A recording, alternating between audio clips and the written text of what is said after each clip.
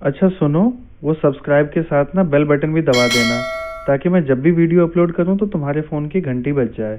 Hello everyone, तो आज हम शुरू करने वाले हैं second part video of determinants miscellaneous solution.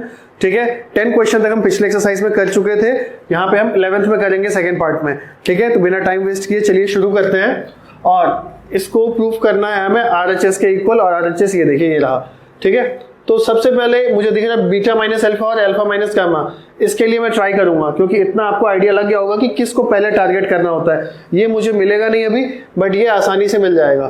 ठीक है, तो चलिए इसके लिए अगर टारगेट करें तो क्या हो जाएगा, बीटा माइनस गामा, और वो आराम से हो जाएगा जब R2 में से R3 माइनस करूंगा, और गामा माइनस अल्फा जब मैं R3 में से R1 माइनस करूंगा। तो पहले R2 में टारगेट करता हूं, R2 माइनस R3, और R3 में R3 माइनस R1।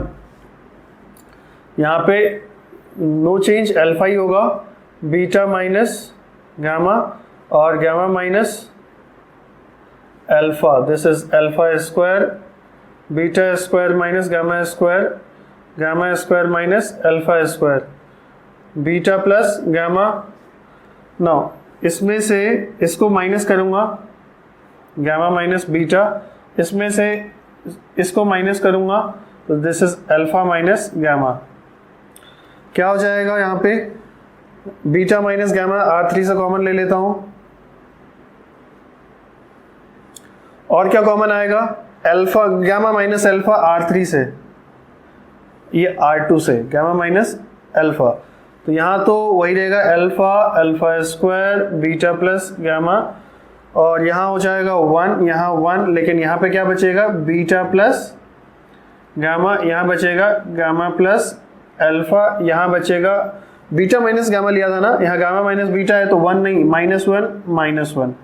ठीक है, उसके बाद आपको एक चीज साफ दिखेगा कि अगर इन दोनों को ऐड कर दिया जाए तो दो एलिमेंट तुरंत 0 हो जाएंगे, हाथों हाथ। तो चलिए C1 में मैं ऐड कर देता हूँ C1 plus C3, then I will get what, alpha 0 0 and alpha plus beta plus gamma in C1। Okay ठीक है, तो यहाँ ना लिख के, यहाँ तो स्पेस है हमारे पास, तो यहाँ लिख लेते हैं beta minus gamma, gamma minus alpha, here it is alpha plus beta plus gamma 0 0, alpha square, beta plus gamma, gamma plus alpha, beta plus gamma -1 now if I'll open it along C1, because दो zeros हैं इसमें, मुझे आसानी होगी यहाँ पे open करने में। तो क्या हो जाएगा, alpha plus beta plus gamma, ये खत्म ये खत्म, minus beta minus alpha plus gamma, minus beta minus gamma plus gamma plus alpha. ये आपको आइडिया लग गया होगा कैसे किया मैंने। ठीक है, ये कैंसिल अल्फा माइनस बीटा और alpha plus beta plus gamma, और I got my answer, beta minus gamma, gamma minus alpha, alpha minus beta, then यहाँ से अल्फा माइनस बीटा, यहाँ से alpha plus beta plus gamma. ठीक है, आसान question था, समझ में भी आ गया होगा। ठीक है, हाँ, बट मैंने थोड़ा पेस मेंटेन किया, वो सारे क्वेश्चंस में करूंगा क्योंकि मिसलेनियस पे अगर कोई स्टूडेंट कर रहा है तो मतलब उसे बहुत चीजें आ रही हैं। ठीक है, अब चलते हैं नेक्स्ट क्वेश्चन के लिए। नेक्स्ट क्वेश्चन हमारे पास 12th क्वेश्चन है, और इस क्वेश्चन को अगर आप ध्यान से देखेंगे, इसको तो नहीं, RHS को अगर आप देखेंगे गौर से तो आपको लगेगा कि ये 40% तो पिछले क्वेश्चन के से ही सिमिलर है। तो कैसे सिमिलर है वो देख लेते हैं। पहले मैं LHS से स्टार्ट करता हूं। हाँ, इसमें करना क्या है, यहाँ पे मैं इसे स्प्लिट करूंगा। तो मैंने बताया था कि अगर किसी कॉलम या रो में दो जितने टर्म्स हैं सब 2 या मोर देन 2 टर्म्स के सम के टर्म्स में रिप्रेजेंटेड है, तो मैं उतने टुकड़ों में डिटरमिनेंट्स को तोड़ सकता हूं जितने टोटल टर्म्स हैं। तो मैं इसे तोड़ रहा हूं, तो क्या हो जाएगा यहाँ पे, x y z, x square y square z square 1 1 1 plus फिर से x y z x square y square z square, it is one of the property of px cube, py cube and pz cube. Now I can't take anything common from this one, so I'll keep it as it is. X y z, x square y square z square 1 1 1 plus I can take common as p from C3.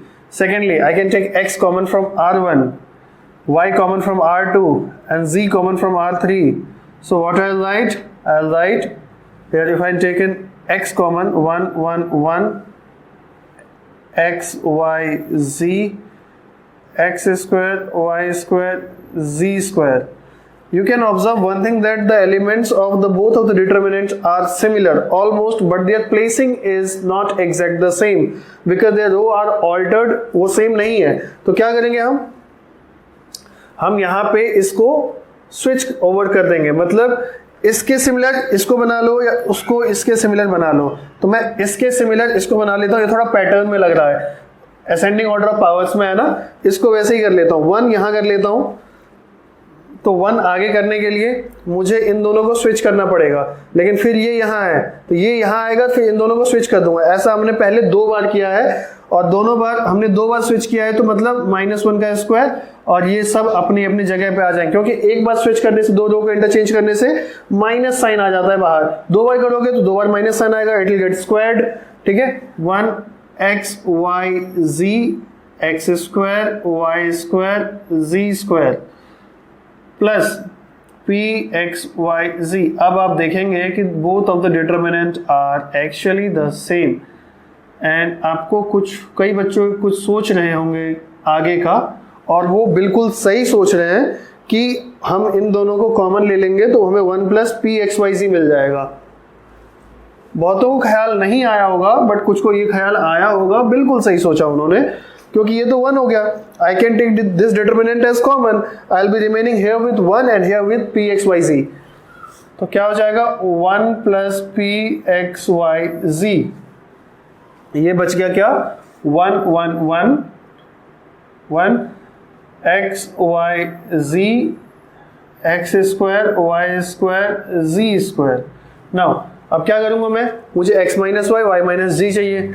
तो सबसे पहले x minus Y R1 में R1 minus R2, R2 में R2 minus R3. तो क्या हो जाएगा 1 plus P X Y Z. यहाँ पे 1, ये तो 0 होगा ना, because I am applying change in R1 and R2. This is x minus Y, this is y minus Z, this is x square minus y square, this is y square minus z square. I am not changing anything in R3, so I'll keep the element of R3 as it is. Okay, now I can take common from R1 and R2, x minus y and y minus z respectively. So what I'll get, 1 plus p x y z into x minus y into y minus z into, not into, बस 0 0 1 1 1 x plus y y plus z z z square. Okay, now अब क्या करेंगे, if I'll open it along C1 तो क्या हो जाएगा, R3 and C1 got deleted और 1 into इसका प्रोडक्ट माइनस इन दोनों का प्रोडक्ट. तो क्या हो जाएगा 1 plus p x y z x minus y y minus z. Now here 1 into y plus z minus x minus y, y got cancelled, z minus x. So answer आपके सामने है और आपको सब कुछ समझ में आ गया. मुझे ये कॉन्फिडेंस है इस चीज़ का, क्योंकि ये बहुत डिटेल में हो गया है. पेस मेरी ज़रूर तेज़ थी, लेकिन ऐसा कुछ भी नहीं जो आपको समझ में नहीं आया होगा. बहुत आसान था. ठीक है, नेक्स्ट क्वेश्चन करते हैं. Question number 13. अब देखिए ध्यान से, अगर इस क्वेश्चन में मुझे a plus B plus C और A B plus B C plus A C चाहिए, तो वो तो बाद में मिलेगा, आपको आइडिया होगा. ये पहले मिल जाएगा. कैसे मिलेगा वो देखते हैं. R1 R2 R3 को ऐड कर दूं, क्या मिलेगा मुझे? 3a प्लस ए प्लस ए 5a हो जाएगा, काम नहीं है। और माइनस भी माइनस ही मिला, कुछ नहीं मिल रहा उसके आसपास का। C1 C2 C3 ऐड कर दूं, 3a minus A plus B plus, हाँ ये मिल गया, ठीक है। तो C1 में C1 plus C2 plus C3 क्या हो जाएगा? 3a माइनस ए हो गया प्लस बी प्लस सी, ए प्लस बी प्लस सी, सेम ए प्लस बी प्लस सी, ए प्लस बी प्लस सी। और एक बार मुझे अगर ऐसा मिल जाता है या आपको भी, तो बस पता चल जाता है क्वेश्चन का रास्ता क्रैक कर दिया हमने इस क्वेश्चन को भी। इसमें बस हम ये फालतू का लिख रहे हैं। A plus B plus C एक बार कॉमन निकाला, उसके बाद यहाँ one minus A plus B 3b minus C plus B minus A plus C minus B plus C 3c। उसका क्या करना है पता है ना? हाँ, R1 R2 में R2 माइनस R1, R3 में R3 माइनस R1, मतलब R1 में कोई चेंज नहीं जी, नहीं। R1 को ऐसे ही लिख दीजिए। पहले इसको लिख लेते हैं a प्लस बी प्लस सी, तो क्या हो जाएगा? इसको तो ये तो 0 0 हो गए दो, है ना। इसमें माइनस ए प्लस बी, कोई दिक्कत नहीं, इसको ऐसे ही लिख लीजिए, माइनस ए प्लस सी, ठीक है। नाउ अब देखिए क्या किया मैंने, R2 माइनस R1, तो 3b माइनस ए, ये कितना हो जाएगा? 3b प्लस ए, माइनस बी तो 2b हो जाएगा, 2b प्लस ए, 2b प्लस ए। उसके बाद R3 minus R1, minus C plus B minus A, तो माइनस सी और इसको माइनस किया तो बी भी तो कैंसिल होगा, ये ए हो गया, ए माइनस सी, ठीक। This minus this, C C cancel हो गया, ए माइनस बी। उसके बाद 3c माइनस ये, तो c 2c प्लस है, ठीक। ओपनिंग इट अलोंग C1 के अलोंग ओपन कर दूंगा तो बस ये लिमिट बचेगा, ये दोनों तो 0 है तो खत्म।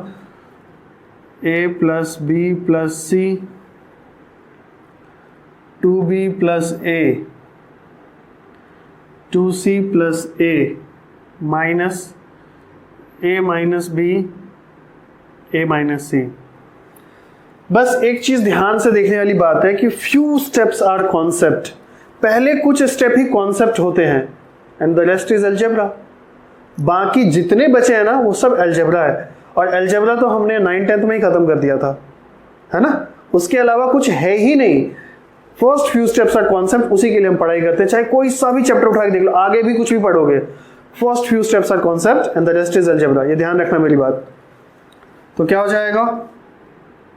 a plus B plus C, 2b into 2c 4bc, 2b ये हो जाएगा 2ab, उसके बाद 2ac प्लस a स्क्वायर, ठीक है, minus a into a square, आगे माइनस माइनस a स्क्वायर, वाह कैंसिल हो रहे हैं, minus ac plus ac plus ab minus B C, ठीक।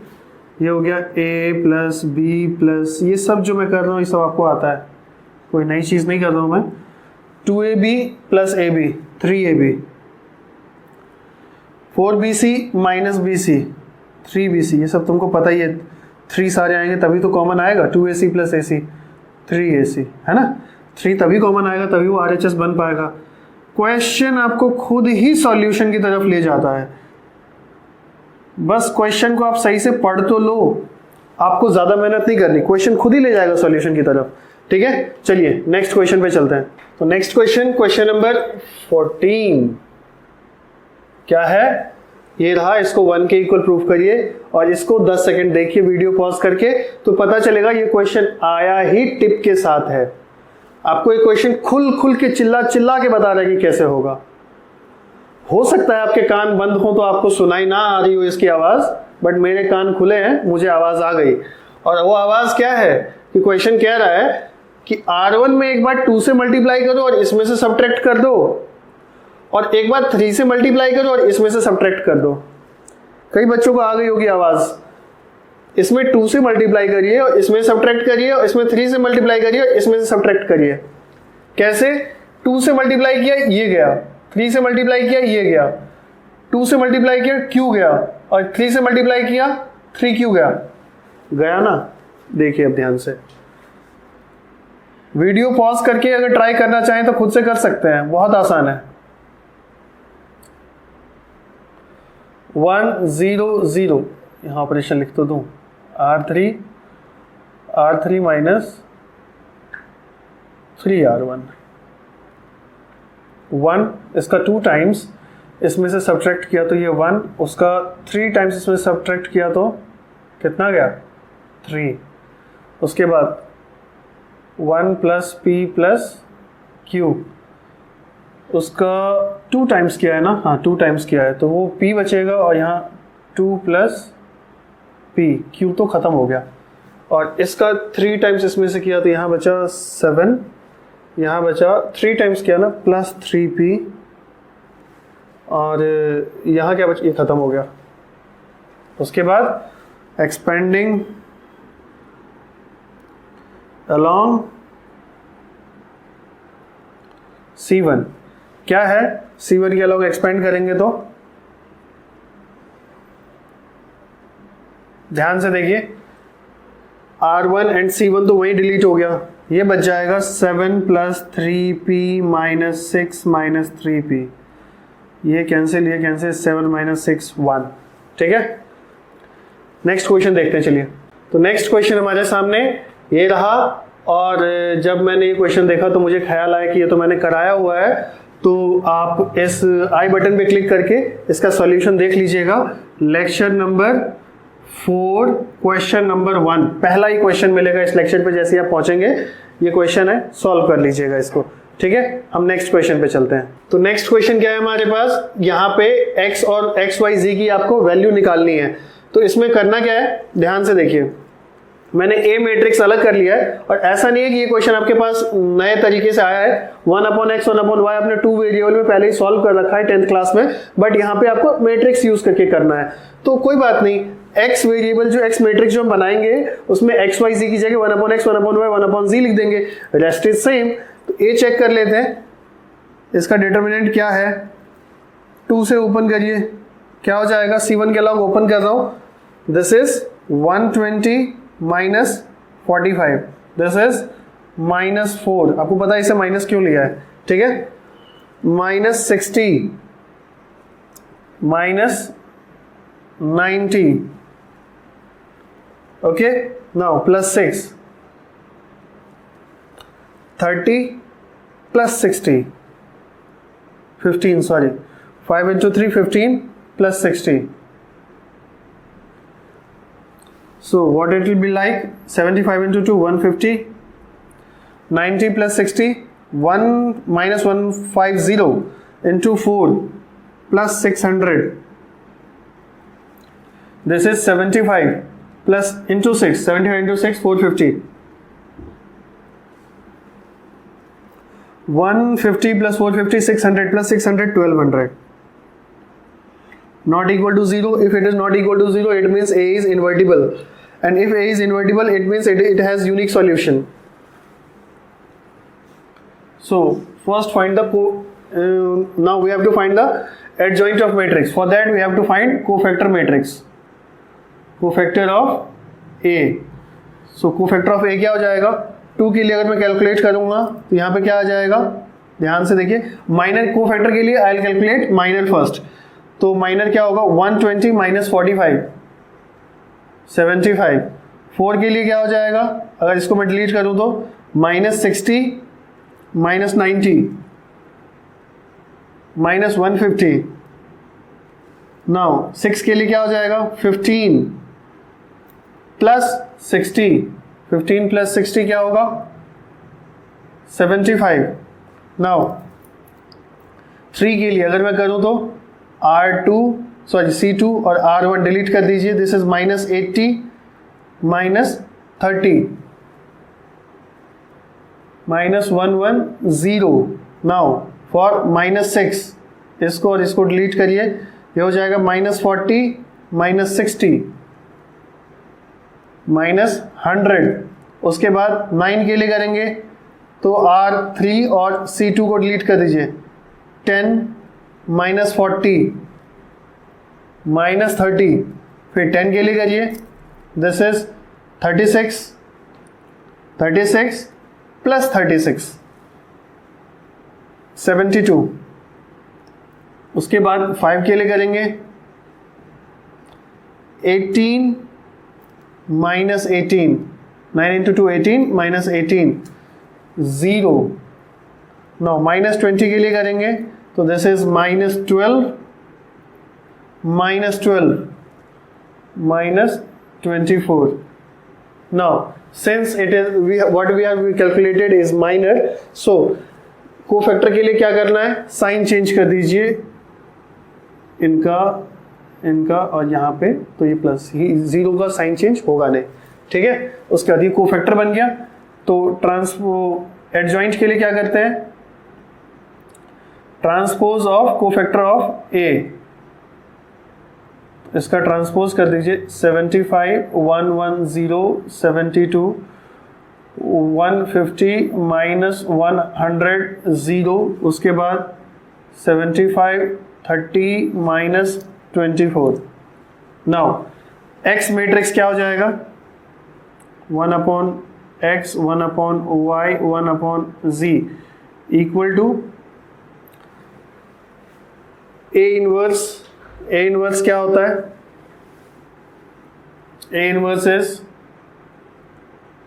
डेट ए 1200 1/1200 और ये क्या हो जाएगा एडजॉइंट 75 110 72 150 -100 0 75 30 -24, ठीक है। अब उसे यहाँ लिख लेते हैं, ए इनवर्स हो जाएगा 1/200 75 110 72 150 -100 0 75 30 -24। what is this, 412। now what will happen, this is 1200। now what will happen here, if I'll add this 75 into 4 300 plus 150, 300 plus 150 will be 450। now 300 plus 150 450 plus 150 600, okay।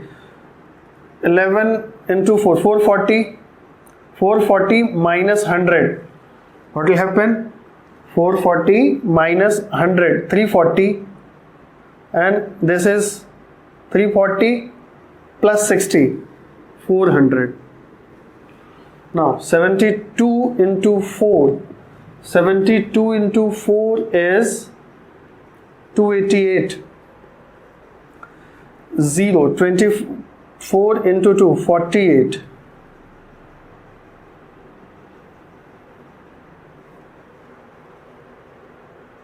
so if I'll subtract 24 into 288 240, okay, yes 240, and here it is 1/x 1/y 1/z। अब 1200 से सबको divide कर दीजिए, तो क्या मिलेगा मुझे, 1/x equal to 1/2, x equal to 2, 1/y equal to 1/3, y equal to 3, 1/z equal to, divide करेंगे 24 5 से 120, 1/5, z इक्वल टू 5, ओके।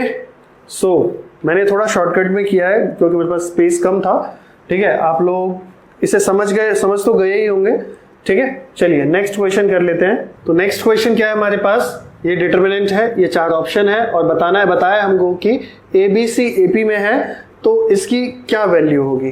ठीक है, चलिए तो देखते हैं। सबसे पहले जो करना है हमें ABC के बारे में देख लेते हैं। ABC जो हमें गिवन है, if ABC are in AP it means B is the arithmetic mean of A plus C and 2B equal to A plus C। ठीक है, इसका काम पड़ेगा, इसीलिए इन्होंने दिया है। सॉल्यूशन तो यही करके देते हैं, बस हमें सही जगह सब कुछ रखना होता है। अब इसमें ऑपरेशन एक लगा रहा हूं, R2 में से 2R2 minus R1 plus R3, R2 में 2 से मल्टीप्लाई करके R1 और R3 का सम सब्ट्रैक्ट कर देंगे तो क्या हो जाएगा, x प्लस 2 इन दोनों और x प्लस 4, इन दोनों को सम करिए 2x प्लस 6 आएगा और इसको 2 से मल्टीप्लाई करिए 2x प्लस 6 आ रहा है, ये 0 हो गया इसका मतलब। सेम हियर 5 प्लस 3 8, इसको 2 से मल्टीप्लाई करिए 8, x प्लस 3 0, x प्लस 5, ये खत्म हो गया। इसमें बच जाएगा x तो खत्म हो गया, ये बच गया 4b minus 2a plus 2c और यहीं बच गया x प्लस 2c। ठीक, नाउ 2 अगर मैं बाहर निकाल लूं तो a प्लस c की जगह मैं क्या लिख सकता हूं, 2b, है ना। 2 कॉमन निकाल लीजिए, a प्लस c बचा, उसकी जगह आप 2b लिखिए, 4b माइनस 4b, ये भी 0 हो गया। इसका मतलब entire R2 is 0 and if an entire row or column is 0 it means the value of the determinant is 0 without any thinking 0। ठीक है, नहीं थिंकिंग तो करना है, वो मैं गलती बोल दिया, थिंकिंग बिना करे मत लगा देना। ठीक है, थिंकिंग नहीं करते तो हमें यही नहीं करना पड़ता। ठीक, चलिए नेक्स्ट क्वेश्चन करते हैं। ये नेक्स्ट क्वेश्चन है हमारा, ये मैट्रिक्स है, देखने में तो सिंपल ही है और ऐसे क्वेश्चन जो होते हैं वो ट्रिकी होते हैं और बच्चे इसको देख के धड़ाक से ये लगा देंगे। क्यों? क्योंकि इनवर्स है XYZ, अंदर XYZ का इनवर्स है, यहाँ पे XYZ का इनवर्स डाल दिया कि A का इनवर्स हो गया और निकल लेंगे आगे बिना ही पता किए कि सही क्या है। ठीक है, अब देखिए सही क्या है, हम चलते हैं मेथड से। मेथड क्या है, A inverse equal to adjoint of A upon cofactor of adjoint of A upon determinant of A। Adjoint of A कैसे निकलेगा, एडजॉइंट ऑफ A निकलेगा कोफैक्टर ऑफ A का ट्रांसपोज करने से। तो कोफैक्टर ऑफ A पहले निकाल ले, कोफैक्टर क्या हो जाएगा, इसका कोफैक्टर क्या होगा YZ, इसका कोफैक्टर क्या होगा XZ, इसका कोफैक्टर XY, बाकी सबका कोफैक्टर 0 आएगा, आप कैलकुलेट कर लीजिएगा। और उसका ट्रांसपोज भी करेंगे तो यही आएगा। तो कहने का मतलब क्या है कि एडजॉइंट मेरा क्या आया, YZ 0 0 0 XZ 0 0 0 XY। ठीक, और डिटर्मिनेंट क्या आएगा, डायगोनल मैट्रिक्स है क्योंकि सारे एलिमेंट 0 है डायगोनल एलिमेंट के अलावा, तो डायगोनल मैट्रिक्स का डिटर्मिनेंट होता है product of the diagonal element, तो डिटर्मिनेंट हो गया। तो A इनवर्स हो जाएगा simple 1 upon XYZ, YZ 0 0 0 XZ 0 0 0 XY। ठीक, इसको अंदर डिवाइड कर दीजिए, अगर डिवाइड करेंगे तो सब तो 0 है तो 0 रह जाएगा, इन पे असर आएगा खाली, ये हो जाएंगे 1 अपॉन x बचेगा यहाँ पे, तो x inverse 0 0 0 y inverse 0 0 0 z inverse. और यहाँ पे इस बार उनका बच्चों का तुक्का सही रहेगा, हालांकि रहेगा तो तुक्का ही ना, कॉन्सेप्ट तो आपको ही आता है, जिन्होंने ऐसे निकाले सॉल्यूशन को तो तुक्का कभी सही भी बैठ जाता है और इस बार सही बैठ जाएगा, लेकिन कहीं ये भी तो लगा सकते हैं, है ना। तो इसलिए सॉल्यूशन से जाना। चलिए नेक्स्ट क्वेश्चन करते हैं। चलिए तो नेक्स्ट क्वेश्चन क्या है, क्वेश्चन नंबर 19। उसमें हमें क्या पूछा है, 4 ऑप्शंस दिए गए हैं, चारों में डिटर्मिनेंट ही हमसे पूछा है। अब डिटर्मिनेंट कैलकुलेट करते हैं, थोड़े अजीब अजीब से ऑप्शंस हैं बट डिटर्मिनेंट कैलकुलेट कर लेंगे तो हमें आइडिया आ जाएगा। So let's open it along R1। R1 के अलोंग अगर ओपन करता हूं तो क्या हो जाएगा, 1 प्लस साइन स्क्वायर थीटा, उसके बाद minus sine theta, minus sine theta के अलोंग अगर यहाँ पे माइनस आएगा क्योंकि पोजीशन की वजह से, minus sine theta plus sine theta, minus sine theta plus sine theta, उसके बाद ये 1, ये 1 में ये गया, ये बच गया sine square theta, sine square theta plus 1। ठीक, तो ये तो कैंसिल हो गया, खत्म। तो 1 प्लस साइन स्क्वायर थीटा और 1 प्लस साइन स्क्वायर थीटा आपको दिख रहा होगा, तो ये हो जाएगा 2 into 1 plus sine square theta. अब आंसर क्या होगा? आंसर तो बिल्कुल अलग है ऑप्शन से, चलिए देख लेते हैं। 0 to 2 पाई की बात हो रही है ना, तो 0 to 2 पाई में अगर मैं ड्रॉ करूं, ये आएगा, ये रहा 0, ये रहा पाई और ये रहा 2 पाई। लेकिन अगर मैं स्क्वायर कर देता हूं तो ये जो नेगेटिव है ये नेगेटिव रहेगा। अब ये कहां से कहां तक है? ये है -1 से लेके -1 से लेके 1 तक। अगर मैं इसका स्क्वायर कर दूंगा तो क्या हो जाएगा? जो नीचे वाला पोर्शन है ये भी पॉजिटिव में बदल जाएगा और आंसर फिर कहां से कहां तक आएगा? आंसर फिर 0 to 1 ही होगा। ठीक है, अब देख लीजिए 0 पाई 2 पाई, क्योंकि नेगेटिव वाला भी पॉजिटिव हो जाएगा तो फिर ये ऊपर आने लगेगा, है ना। अब -1 का स्क्वायर भी 1 हो जाएगा, 1 का स्क्वायर भी 1, तो ये सारी वैल्यू 0 to 1 के बीच में ही रहेंगी, उससे ऊपर जाएंगी नहीं। तो मिनिमम वैल्यू उसकी क्या हो गई? It means 1 plus sine square theta will max minimum, या साइन स्क्वायर थीटा कर लेते हैं ना, साइन स्क्वायर थीटा कहां से कहां तक जाएगा? मैक्सिमम 1 और minimum 0। 1 plus sine square theta कहां से कहां तक जाएगा? 2 से लेके 1 तक, दोनों साइड 1 ऐड कर दिया। अब 2 into 1 plus sine square theta कहां से कहां तक जाएगा? दोनों साइड 2 मल्टीप्लाई कर दीजिए, यहाँ 4 और यहाँ 2, और आपको दिख गया कि ये 2 से लेके 4 तक जाएगा। इक्वालिटी का साइन है इसलिए ये नहीं लेंगे, इसमें 2 और 4 इंक्लूड नहीं हो रहा है, ओपन ब्रैकेट है, this one is close bracket. तो आंसर है 2 से 4 and this is the correct option. और इसके साथ हमारा मिसलेनियस एक्सरसाइज खत्म हुआ। उम्मीद है कि आप लोगों को सब समझ में आ गया होगा। ठीक है, अब मिलेंगे किसी नए चैप्टर में नए टॉपिक के साथ। ठीक है, थैंक यू।